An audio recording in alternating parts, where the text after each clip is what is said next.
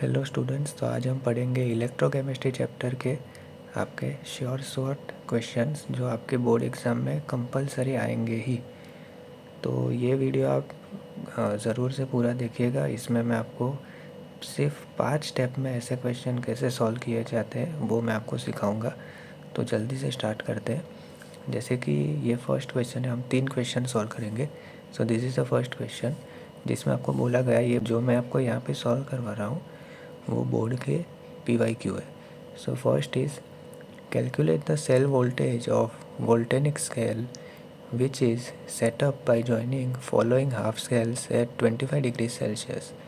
फिर आपको ये जो EMF है वो दिए होंगे। This is AL/AL3 plus 0.001 M and nickel nickel 2 plus 0.1 M।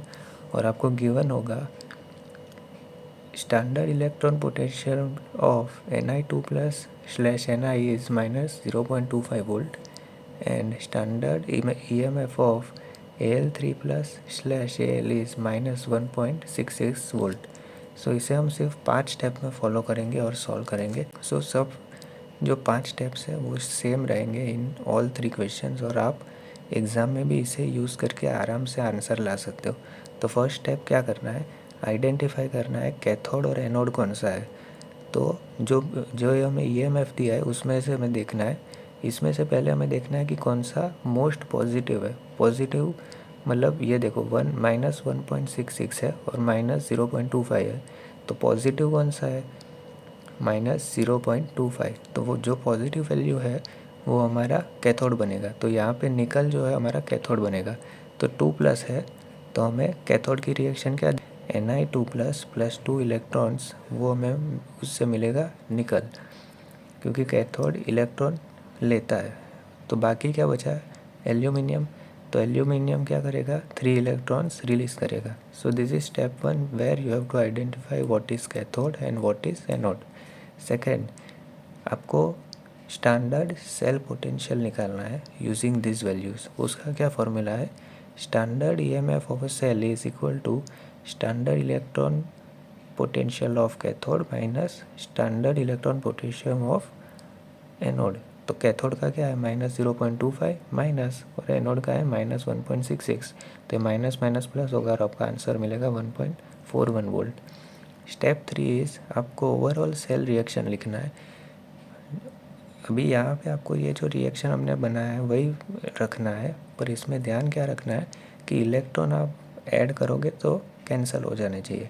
तो यहाँ पे 2 और 3 है तो हमें इसका ऐसा कॉमन फैक्टर ढूंढना है जो दोनों के टेबल में आता हो। तो 6 आता है यहाँ पे। सो इन शॉर्ट हमें इनका LCM लेना है। तो इनका LCM होगा 6। तो हम पहली इक्वेशन को यहाँ पे हमें 6 लाना है तो क्या मल्टीप्लाई करेंगे 3 से। तो हमने वही किया, देखो 3Ni2 प्लस 3 2 ज़ा 6 इलेक्ट्रॉन्स गिव्स 3Ni।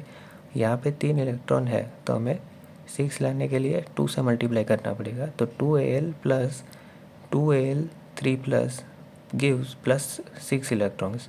अभी यहाँ हम दोनों इक्वेशन को ऐड करेंगे तो 6 इलेक्ट्रॉन और 6 इलेक्ट्रॉन हमारा कैंसिल हो जाएगा, क्योंकि दोनों साइड है ना, एरो के एक साइड 6 इलेक्ट्रॉन है और नीचे एरो के दूसरे साइड 6 इलेक्ट्रॉन है। तो हमारा फाइनल इक्वेशन क्या आया, 3Ni2 plus 2 aluminium gives 3Ni plus 2Al3 plus. ये हमारा ओवरऑल स्टेप है। अभी हम जाएंगे स्टेप 5 पे। अभी हम जाएंगे स्टेप 4 पे। स्टेप 4 या स्टेप 5 जो भी आपको, हमें नर्स्ट इक्वेशन अप्लाई करना है। तो नर्स्ट इक्वेशन क्या है, that is E of cell is equal to standard electron potential of cell minus 0.0591 upon N into log Q। अभी ये फार्मूला आपको याद रखना है, इससे ही हमारा आंसर आएगा। ये आप 0.0591 याद रखें। N क्या है हमारा, जो नंबर ऑफ़ इलेक्ट्रॉन्स है। जैसे कि हम यहाँ देखेंगे, यहाँ पे जो हमारा जो इलेक्ट्रॉन्स है ना ये इक्वेशन में वो N है, तो यहाँ पे हमारा N 6 है तो वही हम यूज़ करेंगे। पर वो हमें N मिल गया। Standard electron potential of cell भी हमने निकाला है, E of cathode minus E of anode, वो हमें ये मिलेगा। अभी Q की बारी।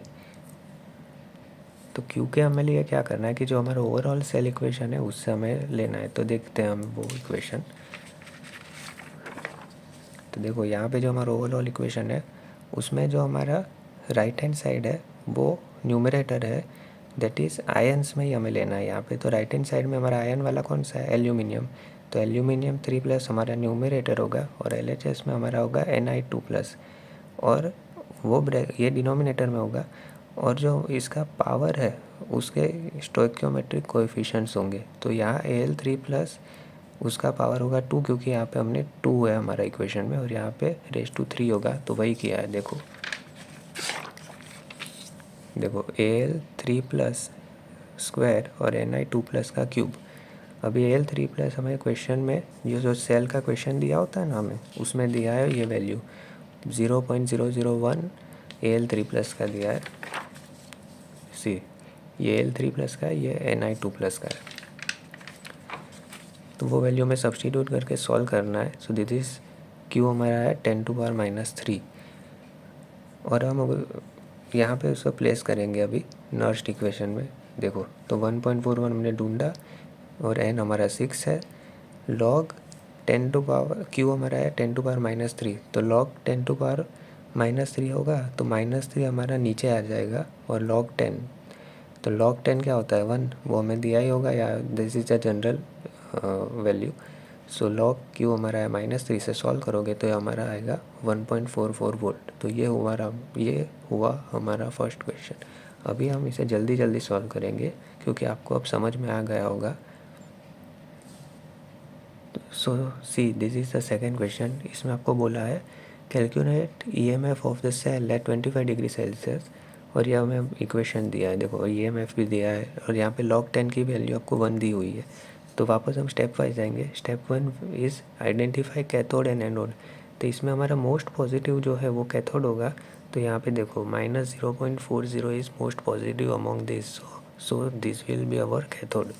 तो कैथोड इलेक्ट्रॉन लेगा, कितने लेगा, 2+ है तो 2 इलेक्ट्रॉन लेगा। Cd2++ 2 इलेक्ट्रॉन हमें मिलेगा Cd, और बाकी जो रहा वो एनोड है, यहाँ पे भी 2+ है तो ये 2 इलेक्ट्रॉन रिलीज करेगा। तो Zn gives Zn2++ 2 electron. Second step is standard जो सेल पोटेंशियल है वो फाइंड करेंगे यूजिंग ई स्टैंडर्ड कैथोड माइनस ई स्टैंडर्ड एनोड। दोनों वैल्यू दी हुई है, हमें सब्सटीट्यूट करेंगे तो ई स्टैंडर्ड ऑफ सेल हमें 0.36 वोल्ट मिला। Third step is overall cell reaction. Previous question में हमारे यहाँ पे 2 इलेक्ट्रॉन और 3 इलेक्ट्रॉन थे, इसीलिए हमने LCM लेके 6 किया था मल्टीप्लाई। 6 वॉज LCM, सो हमने उस तरीके से मल्टीप्लाई किया था। लेकिन यहाँ देखो 2 और 2 सेम है तो वो डायरेक्ट कैंसिल हो जाएंगे।